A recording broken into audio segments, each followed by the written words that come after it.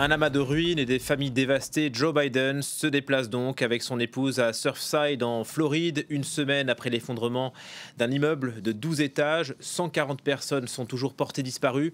Bonjour Mathieu Babin, vous êtes sur place. Joe Biden vient constater lui-même les dégâts.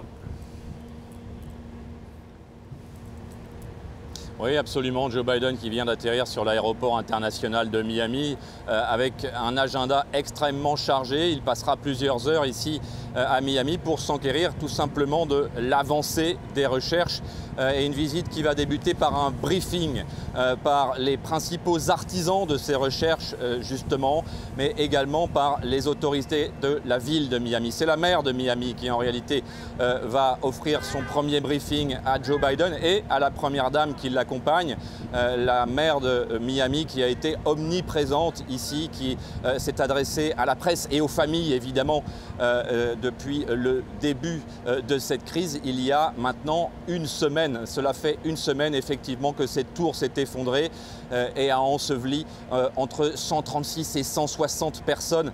Le bilan provisoire, vous le connaissez, il évolue presque chaque nuit maintenant.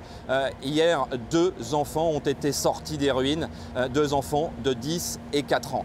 Le président des États-Unis, immédiatement après ce briefing de sécurité, se rendra sur les lieux du drame avant de rencontrer les familles à huis clos dans l'hôtel où les familles sont regroupées tous les jours dans l'attente d'un miracle, puisque c'est désormais le terme employé par les secours qui fouillent les débris de cet immeuble, on l'a dit, depuis une semaine maintenant. Racontez-nous l'atmosphère, Mathieu. Ça fait plusieurs jours maintenant que vous êtes envoyé sur place à Miami. On voit que les pompiers se relaient jour et nuit.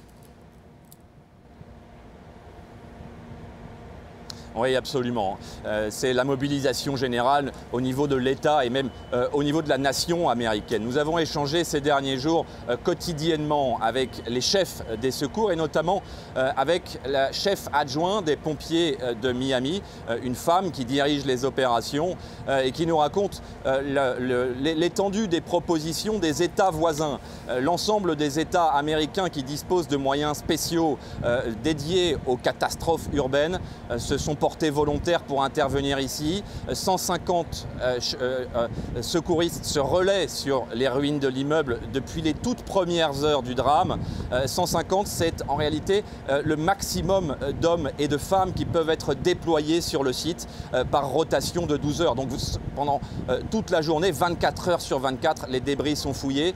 Et même si le rythme de découverte des corps peut paraître lent, en réalité, il nous explique que la mission est extrêmement difficile. En s'écroulant, cet immeuble de 12 étages s'est littéralement pulvérisé. Un facteur est venu compliquer la tâche des secouristes, c'est tout simplement la pluie. En cette saison, ici à Miami, les averses sont quasiment permanentes et évidemment ont compliqué la tâche des secouristes. Mais le mot qui domine ici et qui stimule en réalité ces secouristes et ces forces de l'ordre mobilisées, c'est l'espoir de retrouver des corps en vie cette fois sous les décombres de cet immeuble de Surfside.